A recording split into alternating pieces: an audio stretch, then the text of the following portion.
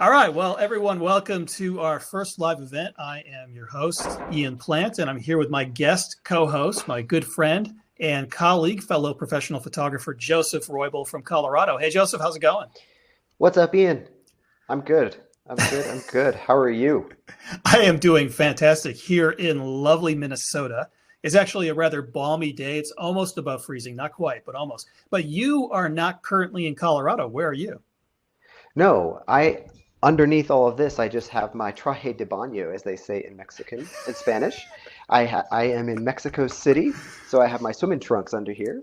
I am in Mexico City. I escaped the Colorado winter. I've been down here almost 2 months now, a little over a month. And Okay, so you just decided to go to Colorado City. Was this for photography? Mexico City? Sorry, Colorado City. Yeah, Yes, I meant yeah. Mexico City. Was this to go down to do photography, or was it just sort of like a personal eat, pray, love type of thing? And eat, pray, love. And I'm writing this. I'm writing a book that I will call Eat, Pray, Love 2 or something like this, and I'll Eat, try to market pray, it. photograph? Eat, Pray, Photograph. There we go. Yeah. Well, we've got a fun live event planned for everyone today. And what we'll do is we'll probably start off with some image review, some of the recent photos that Joseph and I have taken in the past few months. We'll just talk about the photos, the experiences behind them, and some tip and techniques that go with each photo. And then we'll have a rival discussion about our Sony cameras. Even if you're not a Sony user, I think you'll find the conversation amusing because I'm basically going to rant and rave about my Sony camera. And Joseph is going to tell me how it's all my fault. It's all user error. And of course, we will answer questions. You should feel free to put some questions in the chat room. I'll try to monitor those. If you've got a question, you can also raise your hand to speak. And if we notice anything during the presentation, we'll allow you to come in. Of course, that only works if you've got a microphone to speak into. So if you don't have one attached to your computer, please do not raise your hand to speak because it's not going to work. So why don't we get started? It looks like we have got about almost 100 people who have signed on so far, and the numbers are going up. And we have got folks from all over. We've got, let me see, Tennessee, Denver, Lake Geneva, Texas. We've got Nevermind. Oh, no, he was saying that he could barely hear the audio. Fairfax County, Virginia. I think I saw someone coming in from Brussels. We got folks from the UK. So we have got an international audience that's growing. So, Joseph, tell me, have you been doing any photography down in Mexico City? I have been. Yeah, I have been really just focusing on the street stuff, street Uh, photography. So it's been super fun to kind of, I don't know, that was a little bit of this trip. The design or the desire was to leave the camera or leave the landscapes behind for like a month or something and just hit yeah. the urban playground. Okay, well, I mean, definitely looking forward to seeing some of your photos from the urban playground. I know I personally have been on several photo trips in the past few months. Most recently, I was in the Canadian Rockies, and before that, I was photographing the Cypress swamps of Texas and Louisiana. And in between, I was in the Nevada desert for a while. And then you, I know, were in Iceland earlier last year, and you took some photos. So why don't we dive in and just talk about Yeah. some of our photos. Oh my goodness, the presentation I preloaded is no longer loaded. Hey, So, Joseph, you should amuse everyone for about a minute or two while I get the presentation loaded again. more so than you're just amusing them on your own. Yes, exactly. I find these technical difficulties. Sorry, guys, this is our first time using the system, and everything But is that's not. interesting. Yeah, Yeah, that's yeah, interesting because it was working perfectly when we it did the test was. run. I don't know. It must have Interesting. been when I went out and then came back in, it just deleted it. So, Ah, yeah. So while yeah, we're all getting right. that loaded, Well, all right. Well, while they're getting that loaded, I guess I can just talk a little bit more about like the Mexican experience down here. Since that's a bit relevant to yeah, definitely. this and all that. So yeah, so like as Ian was asking me, kind of why I came down here, it was just to kind of get out of Denver, out of Colorado for a little bit, just change up the scenery, and with winter time being a little bit more of like a quiet time for trips and such. I just essentially blocked this time out, wanted to come down, been to Mexico, never been to Mexico City. So I wanted to kind of see what this environment here was all about, and rented an apartment and have been, yeah, just kind of finding my local coffee shops, finding my local restaurants, and honestly, every time I get asked by someone down here, a local, have you done this? Have you done this? Have you done this? I feel so shameful in saying like, no, all I've done is tacos, like pretty much. Like, yeah. So then I feel like that there's a little bit of a redeeming quality in this, in that like I feel like I'm just trying to explain I'm exploring the neighborhood and just trying to get the feel for like the culture in this area more than just popping around all the time. Yeah, and I think that even though you're just kind of doing this more for fun and less for photography, that's a real key component of making successful photos is getting a feel for whatever you're photographing. So, if you're Yeah, doing street photography, going around and getting a feel for the neighborhood is great. If you're doing landscapes, just kind of getting out there and exploring and immersing yourself in the landscape. With wildlife, you want to spend some time with your wildlife subjects, and you just really want to understand their yeah, rhythms and their mannerisms. So like that research is always really, really critical. And I think our presentation is loaded. So I'm going to segue into that. And so I was yeah. down in the cypress swamps of Texas and Louisiana in November. And in November, all of the cypress trees, their leaves turn red. And it's really beautiful. This is one of the most hauntingly beautiful places I've ever been. And it is also a challenging place to explore. I have myself a 12-foot inflatable boat, like a Zodiac type boat, and I can throw like a small gas motor on that or an electric motor and just kind of zip around the bayou. And I found that to be a great way to really explore the bayou and make photographs. And so this was kind of a rare experience for me as a landscape shooter because 99.99999% of the time I'm using a tripod when I'm doing landscape photos. And so with this trip, I was pretty much hand holding the whole time. And that means, especially when you're working in sometimes very faint light, that you really have to let your ISO go up. I'm used to shooting landscapes at 100 ISO. And so for this particular shoot, sometimes I was working in low light and I'd find myself with ISOs of like 1600 or 3200 or even higher. And it was really necessary to get those sharp handheld images. But it's really amazing how good digital cameras are these days. And high ISO is one of those areas that has dramatically improved in the past 10 years. And, it used to be you never wanted to shoot above ISO 400. The images would get really noisy. But now with a lot of these cameras, you really can't see the noise at all. And so this bayou was the kind of place where you just really wanted to get out and explore and look for the most colorful trees, the trees with the most interesting shapes. And I was looking to create compositions where I would have my subject reflected in the water. And it was very difficult to get still water because the water was always just moving a little bit if there was a little bit of a breeze, or even as my boat was moving through the water, even though I wasn't going very fast with it, that would create some ripples. And so I think next year I might go down with like a really big tripod with extension legs and maybe try to set up some shots where I could lash the boat to the tripod and then wait for everything to get still and try to get some better reflection. So that's one thing that I'm thinking of doing next year. But it's really just such a haunting place with all the Spanish moss coming off the trees, all that beautiful color, all the reflections. This is one of my favorite shots from the bayou. This is just this really incredible scene that I discovered while exploring sort of the nooks and the crannies of the bayou, the little places that most other boats can't get into. And my boat is small enough so I can get into the places where like the canoes and the kayaks go and just get in there and drift. And these places are very intimate and closed in. And I just found this really incredible color, and I had some still water, so I got this really nice reflection shot. So this is one of my favorite shots from the trip, but it was also a very productive trip. I must have processed over like 100 or 200 photos from that trip. And that's not very typical for me when I'm doing landscape photography. If I'm doing wildlife photography, I usually have that sort of high yield. But with landscape photography, I might do a week and only process like 5 or 6 photos. And so this was just an incredibly productive place. Now, Joseph, why don't you take it over for a second? You were in Iceland. Tell me about these images. I really love this photo right here. Thanks a lot, man. Yeah. So, a lot of those of you here, if you follow Ian and I's adventure, or, our adventures, you saw that we were in Iceland when was that march for the volcano? April something? Oh, I think we were there. We tried to go there in April. We got trapped in Germany and we got stuck in the airport. Yeah. Because we had a canceled flight and we couldn't find any way to get to Reykjavik.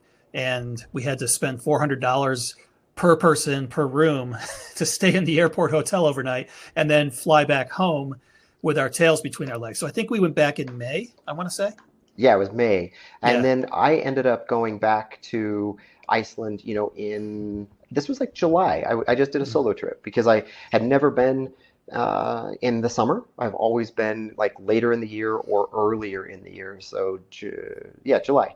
And this here was one of those areas where, or a scene, I was driving down the road on the ring road. I was in the east area, like kind of the East Fjords area, and I just saw a little creek kind of by the road and a little dirt pullout, and I saw these peaks in the distance, and I thought, those peaks look really beautiful. So I parked, grabbed my gear, grabbed my drone, and I just set out on foot, and I just followed the little babbling brook up, found a little waterfall, and I thought, wow, this is really great. I shot the waterfall for a little bit, and then I looked upstream even more, and I thought, okay, I'm going to keep going. And as I approached this area here, I found this like rock, what would you call this? Just it was more of kind of like a little landing, and then I saw this, chasm, if you will, this just really really dramatic foreground, and I thought, oh, this is incredible. Like just the combined elements here, and it was just one of those where the light I thought was really beautiful, and just getting that little bit of light popping through the clouds there to illuminate the peak in the distance to give a little bit of interest up higher as well. So Iceland is one of those locations that I love going. It's probably my favorite place to shoot, honestly. Just for, I don't know. It's just everywhere you go, there's always something to shoot, something new. I feel that it can be like a really, what's the word? Um, all I'm trying to say, it can just be like a really great opportunity to create a lot of good images. Okay, well, that was more than one word. And what I really like about this photo is that V shape and the gap in the rocks in the foreground framing the waterfall. I think that was a really smart choice. And as you said, that little pop of light on the background, you don't necessarily need really stunning light. If you just have like a little pop of light on the background, that can really help pull the eye to that location. And I did notice there was a few questions in the chat about some of my photos. The answer to one of the questions, is this Lake Caddo? Yes. I was photographing Lake Caddo and the big Cypress Bayou in Texas. And there was also a question about what time of day I was doing most of my shooting. And typically it was around sunrise or sunset when the light was softer and more colorful, unless I had a cloudy day, and then I could shoot all day. And let's just go on to your next slide. I love this photo. This is obviously an aerial perspective. So I'm guessing, going out on a limb, drone photography. I don't know if you can see my arms out here, but yes, I'm excited. Yes, it's drone. I was so excited because I was driving, and the clouds the ceiling wasn't incredibly high. And so I thought, and initially what pulled my eye was like seeing these peaks through the clouds. Mm-hmm. And I thought, so I just pulled over, put the drone in the air. I had the really mean birds, the ones that took down one of your drones in Iceland earlier last year. I had those birds bombing my drone at it, but I took this up, and I had really been thinking I want to try to find some of these glacial rivers if possible, and ended up finding this location and put the drone up, and I was able to get above the cloud ceiling. So I was up looking down with this really nice like side lighting to give that depth and dimension to the foreground. And yeah, so it's like a reverse vignette or something. I don't know, it's like a framing with the clouds. Yeah. Yeah, no, I love that you framed it with the clouds. I think that's really great. And I think the easiest thing, if anyone has any questions for when we're talking, just go ahead into the chat and put your question there. And later on, when we open things to Q&A, we can actually let people raise their hands and ask them to speak. I think that'll be easier for us. And so this final image, I recognize the location in the East Fords. That's the backside of Vesterhorn. And I really love this photo. I love all of the flowers in the foreground and the sort of wispy look to everything. There's a lot of mood in this photograph. Thanks, dude. Yes. So this image here I took before I took the other image of the waterfall with the channel in the rock. And so this was a sunrise light. The other was kind of like that later morning golden light that I also really love that time of the day. This photo here, the cotton grasses were what I was specifically looking for. And it was, really like it had been raining for, pretty much Iceland, as Iceland is. It had been raining off and on for days, and it just ended up getting like a nice warm glow in the clouds. No real direct light. Yeah, they should call it Rainland instead of Iceland. Ah, it's so much rain. But and yeah, and like this here, so the thought of this for foreground and for balance, and and I use one of these this image here in some of my presentations when I talk about balancing of a photo. It's like the peaks are kind of in that upper right third, if you will. And then there's more cotton grasses, if you will, like really close and prominent in the lower left third. So and then the sunlight is in the lower left, upper right third, so left third. So anyway, you've got this balance and this flow, and I just love this scene, and that's again what I say about Iceland just being such a fun location to shoot. I really just enjoyed all the dynamism that you can get in a photo. Yeah, there's a lot of great color here. The composition is really dynamic. I mean, it's energetic, but it's a very peaceful composition as well. Love everything about it. And so I was actually in the Nevada desert of what I would say, was it December? Yeah, it was December. I don't know. I'm losing track of time here. And I made some photos during that trip that I really like. This is Valley of Fire State Park. And this was a really beautiful storm that came in at sunrise. And I went wide. I took out my 9mm lens on my full frame camera to capture this scene. I wanted lots of foreground. Those sandstone fins were getting this really nice side lighting as the sun was coming up, and it was creating these really beautiful leading lines. And that storm in the background, those clouds, just really helped balance the composition. So the leading lines in the foreground kind of come in from the lower right, and they push the eye towards the left side of the middle of the composition. So I arranged this composition so that those fins would push left and the cloud would come in the opposite way. So it is coming down from the top left. It's curling the eye over to the right middle of the image. So the fins and the clouds are both sort of spiraling the eye into that center part of the composition, but from different angles. So I'm always looking for an opportunity, if I can, to break up the synergy, to bring in some opposite diagonal energy in my photographs. And I think that just helps make everything much more dynamic and much more energetic and much more of a treat for the viewer. And here's a photo, a little secret spot of mine in the Nevada desert. And this is a photo where I was so close to the cholla cactus in the foreground that I was afraid that those needles were just going to jump off and embed themselves in my skin. And if you've ever gotten cholla cacti in you, it's bad stuff. It's really bad. So be especially careful when you're photographing cholla. You don't want to back up into those because removing those needles from your posterior is a painful and unpleasant experience. So I was very, very cautious working with this. And because I was so close to get everything sharp in the image, I had to focus stack. And so it was kind of a challenge working really quickly to do my focus stack while the sun was going down. So I had to move quickly, take a shot, recompose, and I kept changing the position. But I did really want that sun to be in the shot because I wanted to get all of those cholla needles backlit. And so that was really important for me to capture that moment when the sun was shining through strong enough that everything was backlit with that golden light. And then finally, I took this photo while I was exploring this deep sandstone canyon in Valley of Fire State Park. And it had rained pretty hard all day the day before. And so I was excited. I kind of assumed that there would be some flooding at the bottom of the canyon. And I got lucky and we found some really nice water pools down there that would reflect the background. And so this scene really kind of spoke to me because of the really strong curves formed by the sandstone and that really beautiful color. It was kind of a pink sandstone.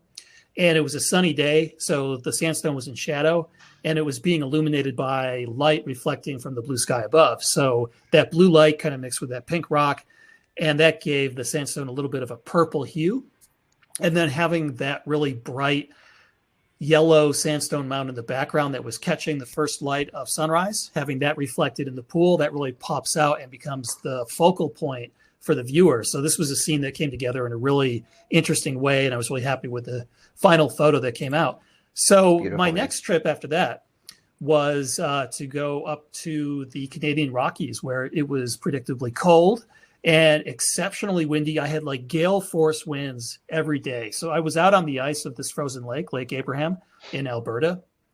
And the winds sometimes were so bad that they would just push you along the ice. You would start ice skating, even though you were trying to stay still. So it was kind of a crazy and a really frustrating experience because if you put something down, like your camera bag, it would start blowing away. If you dropped like a lens cap, it was gone.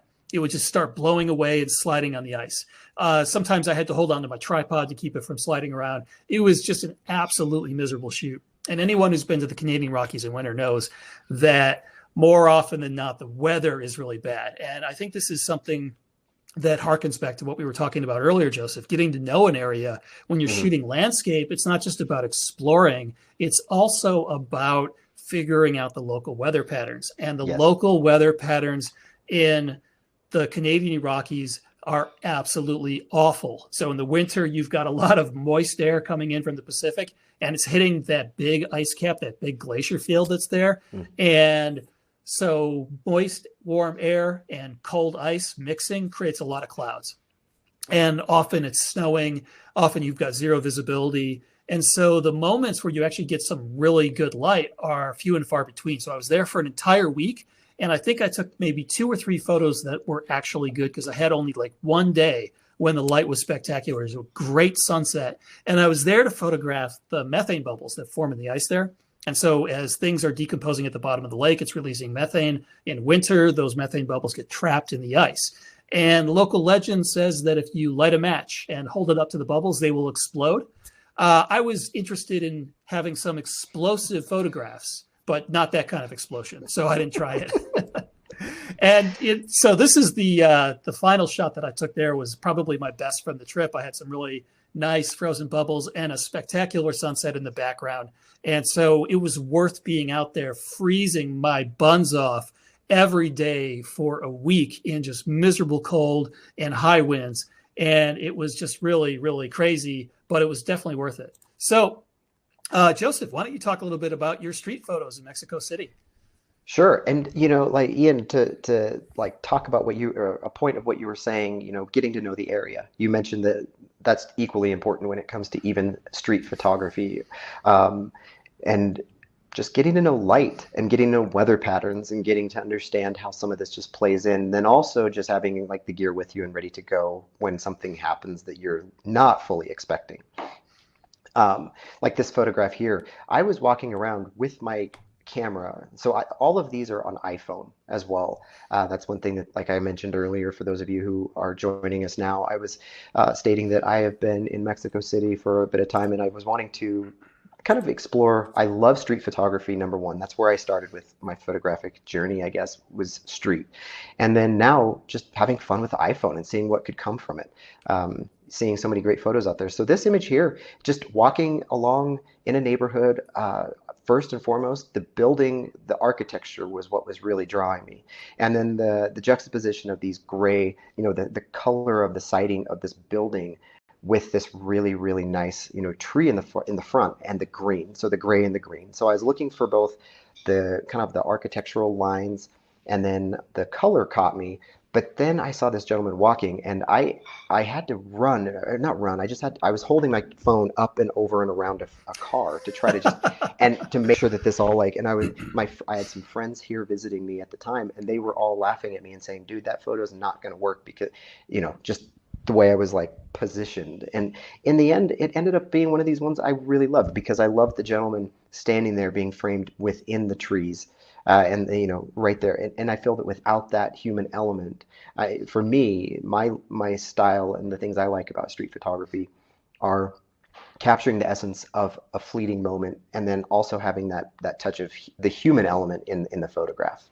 And yeah, and I think you did that fairly well here. And what I love about this composition is that you've got the pattern that's formed by the windows in the apartment building, and then the two trees are framing the man as he's walking by. So that focuses attention on him, even though he's relatively small in the composition. So I think that works really successfully. I'm going to interrupt really quickly. We've got a question from Randy who says, any tips for us that can't afford to go on trips specifically for photography? How do you take photos on vacations? You really don't have time for scouting or being at certain places at certain times. And I think that's a really interesting question. And I think we've all been there where you're out there with someone who's not a photographer, maybe a spouse, for example. I remember being on my honeymoon and going out to do photography at sunrise. And I come back and my wife is like, why did you leave? Where were you? And I was like, I was just taking pictures. And she's like, this is our honeymoon. And I said, darling, right now that you're just my mistress. My camera is my wife. So that did not go over very well. but like just getting out there and taking shots. I mean, when you're scouting and you're trying to get a feel for an area, you are finding things that are pretty cool, and sometimes you can find some amazing shots. So, I mean, I'm taking photos when I'm scouting. And so even if I don't have time to go back to an area or to really pre-scout it, just getting out there and getting creative and getting involved in the creative process, I think, is the best you can do. If you've only got 6 hours or 3 hours to go do some photography, get out there and do photography. Just look for what you can. It's amazing what you can find if you're just creative and look. Yeah. And that's a little bit of where this, the iPhone photography has come in here. And so I think that's really fun to, like, for Randy, everyone here, all of us, I feel we have these phones now in our pocket with really great capable cameras. And we'll talk a little bit, I'll talk about the app that I've been utilizing, but it allows me to capture these images that you're seeing here in RAW and edit them. And then I've been able to post-process these in Lightroom, take them into noise reduction software when there's like a lower light shot. And so if you're not at a specific location at a certain time of the day, personally for me, I love just looking for light. Play, like this photo here. And finding this balance of this building here specifically is it's a museum, but here in Mexico City. But so the architecture's designed to be appealing and of interest. But with that, like the way the light was coming across and framing these individuals, and I was finding these leading lines and black and white. And so even though this image is in color, you still have a lot of just these lights and darks, lines, human element of interest. And you can just see how I feel that all of the patterns and the angles here pull your viewer into this couple sitting right in the foreground, or midground, if you will. And they're a very large focal point. And then, just the colors again, the greens and the blues. Just really like this photo. And so I'm glad, Ian, you also chose this to include this into the slide. Good. Yeah. It's one of those rare moments when we agree on something. So yeah. So this was one of those first photos I took while being here. And again, it's that looking for these moments that, are super fleeting, but being aware of your environment. And I was walking very slowly and looking at where the light was coming from and going towards, where it was going to. And I saw this this building that you see here, and then I saw this gentleman coming towards this spot, and I didn't have much time, got the camera out, but then in the end it's like his hoodie that's underneath his jacket's very similar in color to this little plastic pylon in the ground, which is for the bike lanes. Then you have this yellow and the red, and framing this gentleman again is similar to how I had framed the other gentleman in the trees. I was trying to put this person in this white zone of this building right between the doorways. And so really just looking for that like opportune moment. And again, street photography is just about these moments and capturing the life and the feel for me to try to convey that. And you've been shooting with your phone, and you've been using an app that you've discovered. Tell us a little bit about that. Yeah, so this is a completely unsolicited prompt or plug for this company. I mean, I just was digging and digging and digging for what's a really great app to shoot with RAW, in RAW format. And there's Visco. There's some of these other ones that and if you shoot with Lightroom, if you have LR Mobile, Lightroom Mobile, I think you can, if you pay for that, you can also shoot in RAW on your phone. I don't, and so I wanted to find something else that was a little. Basically, this is like turning your phone into a camera. You can adjust your ISO, shutter speed, focal length. You can also, it has a depth map setting, so you can really work with kind of like portraits on there, zebra lines, so you can understand your over or under exposure values when you're shooting from the hip, quick. I mean. It's really been a pretty incredible app, and it again allows you to capture in RAW, and then I've been transferring these over to my computer and then editing there. So Joseph, you may not know this about me, but I actually do a lot of street photography, believe it or not. Yeah, I remember you also have done quite a lot, and you have a book on it, don't you? Yes, I do. And, I've got a love-hate relationship with street photography. On the one hand, I hate it because people can be real jerks. Like when you're photographing people, and I'm just kidding, they're not really the ones being jerks. I feel like I'm the one being a jerk when I'm doing street Yeah. photography, but a lot of times people don't like having their picture taken, which of course is perfectly fair. Now, in the United States and a lot of other places, you've got a legal right in a public space to take a picture of anyone. You have the rights under the First Amendment to freely express yourself through artistic pursuits. But still, I'm uncomfortable photographing people. I feel guilty about it. Yeah. But I love street photography because of several things. First of all, it forces you to get creative with composition and with light in a way that you might not really find intuitive when you're doing other types of photography. I mean, you literally have to create something out of nothing when you're doing street photography. When you're doing landscape photography, you're going out there and you're trying to find this beautiful mountain to photograph, or wildlife. You're trying to go and photograph some really photogenic, charismatic megafauna. But with street photography, you're working with everyday people and everyday things, and you're looking for those compositions and those moments and those interactions of light and shadow that make something really unique and powerful. Mm. And so I think it's good training, even if you don't really feel like being a street photographer. I think it's really good training for any other kind of photography that you are going to do, because it really does force you to see compositions creatively and get really creative with light and shadow. It forces you to see things in terms of artistic abstraction. So you're looking at things in terms of their shape, their line, their color, their luminosity value. And this is critical for any successful photography, no matter what you're doing. And it teaches you to be a real master of the moment. And I think that is something that has definitely been positive for me for my landscape and wildlife work. I mean, obviously the moment is important for wildlife work because you're waiting for those rare moments where the animals are doing something interesting or they're interacting. But for landscape, I find that I'm paying much more attention to those rare moments when the weather and the clouds interact with the landscape in a certain way. And so for my street photography, I'm always looking for these really interesting juxtapositions. So like, for example, what attracted me to this scene was the very funny mini car. So I had the two cars that were parked on the side of the street, big brother car and little brother car. And I loved that pop of color in the background, those pink squares and that red strip above them. And then when I saw this guy walking by carrying this green blanket, I knew that was just going to stand out. And so I waited for that moment when he was in the gap between the cars and he was framed by that pink square. And a lot of times when I'm doing street photography, because I am uncomfortable photographing people because I feel like I'm stealing something from them, I'm usually looking for a way to render the person abstractly. So I might use a long exposure, or I might put the person in silhouette. And it's funny, I approach my street photography the way I approach my landscape photography. I will go and find an interesting composition. Mm-hmm. And then I will set up my camera on a tripod and wait for someone to walk by to interact with that composition, to bring it all together. Like this particular scene, I liked this ray of light that was coming down. So I set up my tripod, and every time someone would walk by, I would take a shot. And this moment happened to work out perfectly because you can see the man on the cell phone, you can see his shadow behind him, and then you can see his reflection in the window. So it's kind of a 3-for-1. And I love that one.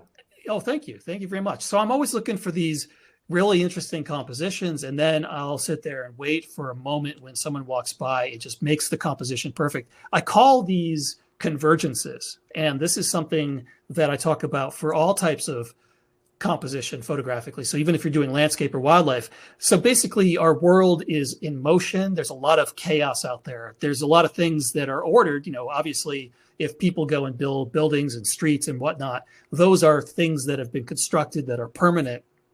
But most everything else is just sort of randomly moving around. And your job as a photographer, whether it's street or landscape or anything else, is to wait for those moments when this chaotic world of ours spontaneously organizes into something that's artistically relevant.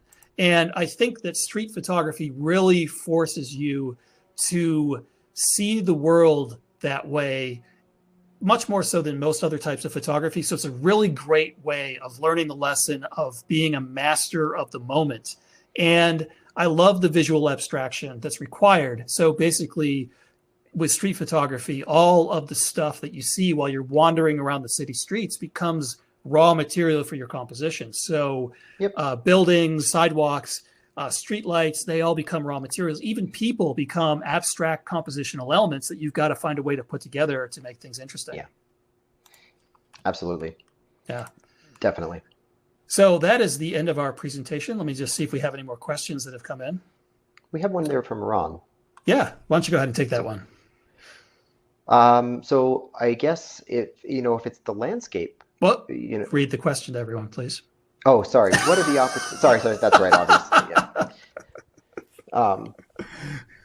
God, you'd think this was my first, webinar. So Ron is asking, what are the opportunities to get income from this, the type of photography that we do, Ian and myself? So zero. Yeah, none. Zero. That's why we're doing free webinars. So yeah, I guess if it's on the street side, I don't ever, that's just purely just to do it. I've never had any income from anything street personally like that. It's purely just getting out, like Ian said. It's me in ways disconnecting from some of the other avenues of photography where I do feel the pressure for income and the things that I have to do and think about. So for me, street photography is just me being in the moment and enjoying it. And like Ian said, looking for light, still keeping my skills, I feel, honed, my eye, looking for shapes, textures, these convergences, as you mentioned, with people. When it comes to the landscape work, though, this is where, you and I, and a lot of landscape photographers, I feel that, it comes from, income, I guess, workshops or selling prints. I'd say those are the two most common and most straightforward approaches. If you were to write books, like Ian, you have ebooks that you house and you sell that you've written, and there's essentially, it's just having these different avenues, these revenue streams to try to find a means of income. Yeah, I mean, it used to be that I would sell a lot of photos to calendars and magazines, but most of that has disappeared in recent years. I know that, magazines have pretty much disappeared or they've gone electronic. And so the opportunity to sell photographs has declined, but there has been greater opportunity to make money teaching other people how to do photography. So workshops, tours, instructional ebooks. So I've never sold a single one of my street photographs, for example, but I've sold my street photography instructional ebook. And so that's how I make money from that. Yeah. Yeah. Same. So go ahead. No, sorry, go ahead. I was just going to say that's what would tether how you could make money from street photography. Yeah, I've always thought about writing a book on how to make money from photography. At the very end of the book, it would say, write a book on how to make money from photography and sell that.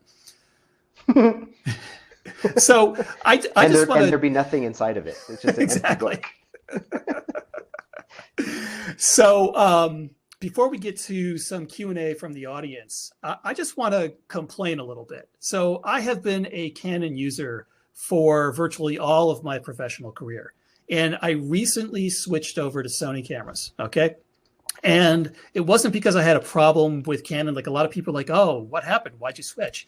It really happened by accident. So I do a lot of work with Tamron, and most of their new lenses are for Sony E-mount cameras. So they kept on sending me these lenses. And I'm like, well, I don't shoot Sony. And so they're like, no problem, we'll send you a Sony camera. And so I'd be out there with my Canon system plus a Sony camera to use this new lens from Tamron. And, the Tamron lenses were really fantastic. And I was enjoying using them, but I was carrying two camera systems. And finally, Tamron told me, well, we've got this really big Sony push right now. So I'm like, okay, maybe I'll just get rid of my Canon stuff and switch over to Sony. I've always advocated that it doesn't really matter what system you're using, that they're all good, the gear really isn't that important. So I was like, this is an opportunity to prove exactly what I've always told people. So I sold off all my Canon gear and I got Sony gear, and I'm very happy with the lenses. I'm very happy with Sony's image quality. I mean, I got to say that the Sony sensor really is top of the line, and I wouldn't say that it's like worlds better than the Canon sensor I was using, but it's definitely like a step up. There's more dynamic range and the noise characteristics are better. So I think that the image quality is phenomenal, but I got to say, I absolutely hate my Sony camera. Now, Joe, you also use Sony, and you've been using Sony for a while. Yeah, I Right? have. I mean, Yeah. I have, and I see Joel's comment in here, and I think Joel he must be a Nikon shooter. Um, and Joel, I mean, I'll side with you here too, and but I'll defend my stance with like just to poke at the bear Ian here, that like when it comes to the Sony system, it's really tough to set them up and get to like what they are. Like I tell people, like a Sony is like you can do anything with it, but then you have to like set these up, and once you set them up, they're great, and I absolutely love it. I switched over from Nikon a couple of years ago, and I've been using it now for like 2.5 years, and I've now grown to love it. Seeing some of the stuff that's coming though from these other companies, it's especially Nikon and some of their newer gear, the lenses, I'm like, man, like they really have come a long way. Yeah, so when my joking, or one of the jokes I tell people about is when Ian first had the loaner cameras from Tamron, they sent him some loaner cameras, some Sonys, that it was the beep. Every time he would take a shot, his camera would beep because he had on the timer delay, I think. I couldn't figure out how to turn off the noise. And so I was that guy. I was that guy who was taking pictures, and everyone within like 200 feet could hear beep, beep, beep, beep, beep, beep, beep. Yep. And later in the hotel room, or even out there, like Ian would be like, "How do you turn this beeping off?" And I would just kind of jokingly tell him, like, you must have a broken camera, a defective model, because I just wanted to like see him struggle and curse at the system. So, okay. Jokes aside, yeah. Well, look, I've got some specific issues with my Sony camera. I will limit it to 3, and then we'll move on to some Q&A. So the first issue I have with my Sony camera is sensor cleaning. The sensor gets filthy. And there is sensor cleaning in camera, but you have to manually turn it on. And so it's not automatic. Like with Canon, the sensor cleaner would automatically operate every time you turn the camera on and off. And so the sensor was really clean. I never had dust in my images, or not that much. With my Sony camera, it is filthy all the time. And so I've got to go in and like manually select that sensor cleaning thing, turn it on, clean my sensor before every shoot, or otherwise I'm just cleaning up dust spots like crazy. Am I doing something wrong? Am I missing something? I don't think so. I'm always cleaning my sensor. Okay, strike 1 for Sony. Okay, strike 2. I've got the camera set up so that it automatically will show live view in the LCD screen on the back of the camera. And if you put your face to the viewfinder, it'll switch over to the electronic viewfinder and back and forth. Yeah. But it spontaneously stops working. I'll be out there and it'll be working, and then it'll stop. And what I've got to do is I've got to take that articulated screen and I'll just show you. So it's working right now, but when it stops working, the only way to make it work is to pull the articulated screen out to get it to appear. And it just randomly does this. Does this happen to you too? So I have mine set to where I press a button on my camera that pops between the eye and the screen. So I can force it, because I got tired of like going back and forth, and then there would be times that your batteries would drain because it would always be on. Maybe that's the issue, is when the battery gets low, it stops. Okay. But then again, I don't know.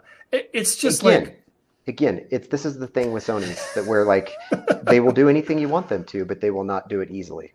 Well, and they will spontaneously stop doing it. Like that's another thing. I've noticed a bunch of stuff works and you don't change anything and all of a sudden it stops working, or it switches over to some different mode. So that must have ghosts in the machine. Yeah. Okay. All right. Yeah. So it's not user error. I'm not as stupid as I thought I was. So Sony sensors are fantastic. Sony cameras, maybe they still got a little bit of work, but I'm a Sony man now. So, you and I can say it, but anyone who's shooting Nikon or Canon, they're not allowed to say it. They're not allowed to rag on Sony. Yeah, Joel. Well, we had a question from Karen. But I appreciate that. Yeah. We had a question from Karen. She asked me about when I sold off my Canon equipment, what kind of dollars can one expect to get for used equipment? 50% better or for worse? It depends on how you sell your gear off. If you sell to a private party, you typically can get a little bit more. Like a lot of times just for convenience, I will sell to some of the big camera retailers like B&H Photo will buy used gear, KEH, they will buy as well. But typically you're going to take a bit of a haircut with those guys when you're selling. So you might not get 75% of the value. You might get something closer to 60%, but usually it's over 50% when I sell my gear to them. If I'm selling to a private party, like if you sell on eBay, sometimes you get lucky and you'll find some guy who will they'll get into a bidding frenzy and they'll pay more for the camera than what you paid for it. But usually I would say on eBay, I might get more like 75% of the value. But yeah, you could definitely, if the lens or the camera is in good shape, you can actually get a fair amount of that value back. Yep, absolutely. Yeah. And to that, the Sony system that I recently just purchased was the first system I have ever purchased new. Everything up until that point, with the exception of my Nikon D850 that I bought years ago, everything at that point I had been buying off private sellers on Craigslist. And I would do my research and I would really look at like the gear over, but I never really felt concerned if I felt that I was comfortable buying used. And then with that, I was able to pretty much sell all of that gear for about the same price that I bought it for. And so, or, thereabouts, because glass usually holds its value. If you take care of your bodies, that's where you lose your money. But I found that like if you bought stuff used, I would never have a huge problem with like on the resale side of stuff. Yeah. Well, we're getting a number of comments from people who are Sony shooters, and some of them are like, oh, well, I shoot Sony and I've never had a single problem. And the other half are from people saying, well, I shoot Sony and I've had exactly those same problems. It must be the little green men inside the camera. So yeah, I think those of you who've got Sony cameras that work great, you are very, very lucky. And if I ever bump into you in the field, I'm going to swap your camera with mine. So yeah, so it's funny. So Pat asks, she's asking, or he is asking, which models are we shooting with? And I am shooting with the A7R III, and then as a backup, A7 III, which, I know that the A7 IV has been released, and then you have the A7R IV. Correct. Yeah, and so I know that there, I actually had my A7R III die on me. The body quit working, but I had purchased it at Best Buy. I had purchased the extended coverage and they just gave me a new one, but I don't know what happened to it. Well, we have a question from Lenspiration. He or she asks, what are your thoughts on selling photos on micro stock websites? And my thought is, micro stock websites are a great way to waste your time. So the problem, what micro stock is they sell lots and lots of stock photographs to buyers, but they sell them for very small amounts of money. Hence the word micro. It's micro dollars that you're getting paid. And so you can spend a lot of time. You have to post a lot of photos and they'll reject a lot of your photos. So just because you post a photo with a micro stock agency doesn't mean they're going to actually try to sell it. They'll probably reject a lot of your photos for very arbitrary reasons. And to make any real money, you have to submit thousands and thousands and thousands of photos. I did microstock for a while and I did the math and I realized I'd have to spend 10 hours a day, every day of the year for 10 years to actually start making $1,000 a month. So that's a really terrible way to waste your time. So don't even bother trying to sell on microstock unless you're just looking for some beer money or something like that. And even then you might have to spend a lot of time to get there. And I'm going to try going over to the speak request. Let's see if we can bring in some of these folks with questions. We had a question from Amanda, so I'm going to go ahead and no, I have to kick Joe out as a presenter if I'm going to let anyone speak. So the speak function isn't going to work. So let's continue to go with questions in the chat in the chat room, please. Yes, and I was just going to say, because Carl here has asked, and I'm looking at this, I mix landscape and landscape. I'm assuming landscape and street photography. Yeah, that's what I'm assuming. Yeah. Different working, all locked down. I'm thinking this is Carl, my buddy from Vegas. But I'm just trying to think locked down. What do you think that means there? All locked down versus fast panning. Do you think tripoded? Good question. I don't know. Carl is going to have to come in and give us a little bit more information. Maybe he's just talking about, it sounds like he's got a different setup for landscape versus other types of photography. And motorsport. Yep, this is Carl. Yep, motorsport. And so he's asking, what are the differences in equipment between landscape and street? The ironic thing is I shoot street photography like a landscape photographer, and I shoot landscape photography like a street photographer. Yeah. But I use a tripod a lot when I'm doing street, but a lot of times you're also doing handheld, you're doing something more spontaneous. But Hmm. I'm typically using the same equipment for my landscape work as my street work. You might not know this about me, Joseph, because I keep it well hidden, but I like wide angle lenses a lot. Yeah. Yeah, you do. Yeah, it's a big secret, right? It's a big secret. The wider, the better. So I'm shooting wide angle landscapes, but I shoot wide angle wildlife, and I also shoot wide angle street. So my street kit is usually pretty similar, though I think when I'm shooting street, I try to pare down my equipment. You're carrying it around, you're walking around a lot on the hard pavement. So I usually try to keep my equipment pile as small as possible and keep things light. But then again, I'm the same way with the landscape. I mean, if you're going hiking 3 miles to get to a landscape location, you want to keep it light. So I think pretty much my kit's the same. What about you, Joseph? I go real light as well, and kind of thinking here to what Carl's asking as well is like the differences between landscape and street. When I'm Actually, he does motorsports and landscape, but yeah, and motorsports. And so, one thing, I mean, Carl does an amazing job of his motorsports. And so, his panning, like the way that he captures these cars, on the tracks, it's really incredible. So, with street though too, I really love, you had some of those photos there, Ian, where you're blurring the background, you're using like a bit of a telephoto. So naturally shooting on my iPhone, I don't have all of these options. It's more of just like, what you see is what you get. But between landscape and street, I find I love the approach to what probably Carl does here too. If he's hand holding and panning, it's looking for those different shutter speeds a little bit differently to help blend or blur, like you had the gentleman walking in against the pink background. Mm-hmm. And you probably had like a sixth of a second or something on there. I don't know, Yeah. but just slight blur, but yet everything else is static. And you could be handheld and it would be fine. You wouldn't even notice it.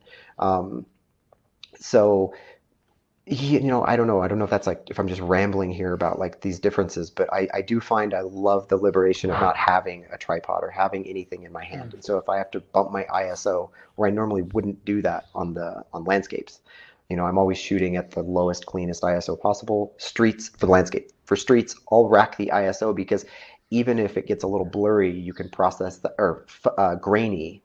From a high ISO, you can, that would almost turn and translate into noise. If you were thinking of a film back in the day, it'd be a grainy Agfa 1600 or something, it'd be nice grain to the shot, just kind of turning it.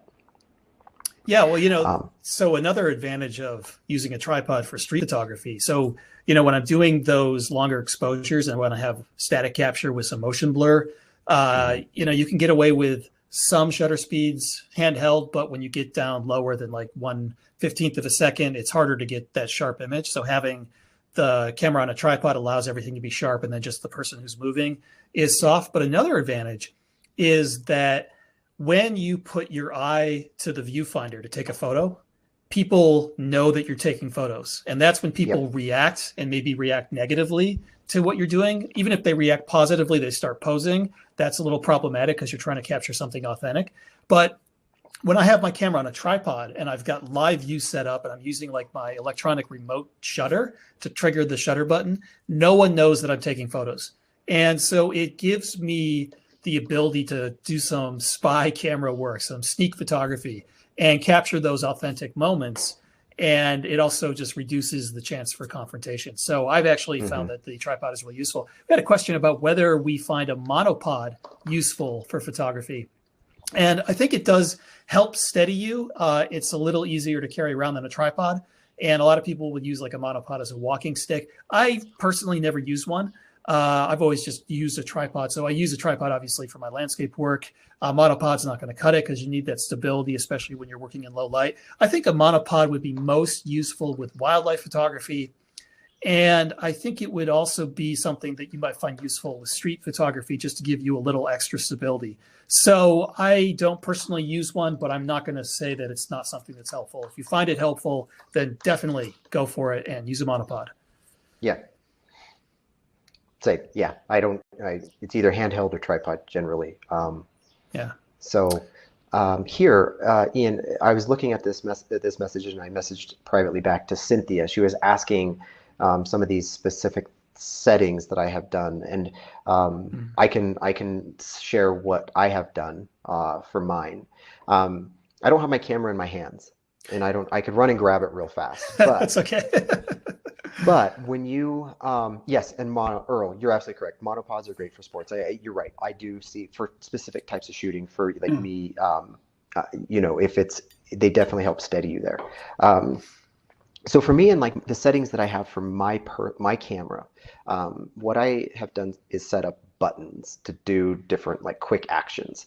And so when you're looking at your Sony and the Sonys have them, like I believe all of them more or less have the same kind of configurations over the years, is I have my top buttons up by the shutter release, the C1 and C2. I have each one of those set. One of them is set to go into the focusing mode just very quickly, like autofocus A, autofocus C, single, continue, all those. I have another button set to be the area. So whether I want like the spot or the what do you call it, rate zone, etc. Just because I find that since they're up there by the shutter release, I can then quickly pop between all of this and adjust. Because if I'm wanting to shoot people or the landscape or whatnot, then I have my button of the C3 that's over on the left-hand side of the camera. I have this specifically set up for dark mode, or it's where it ramps the ISO so you can compose in the dark. Those are pretty much my buttons. Um, Well, now, Joe, I know exactly how to push your buttons. And I think that's sorry, I can't talk anymore. Pushing Joseph's buttons is a great place to end our conversation. Unfortunately, I think our time is up here. Thank you, everyone, so much for joining us, and we hope to see you on our next live event. And we're going to wrap things up and end the webinar. So you don't have to go home, but you can't stay here. Thanks so much for joining us. We'll see you next yeah. time. Bye-bye.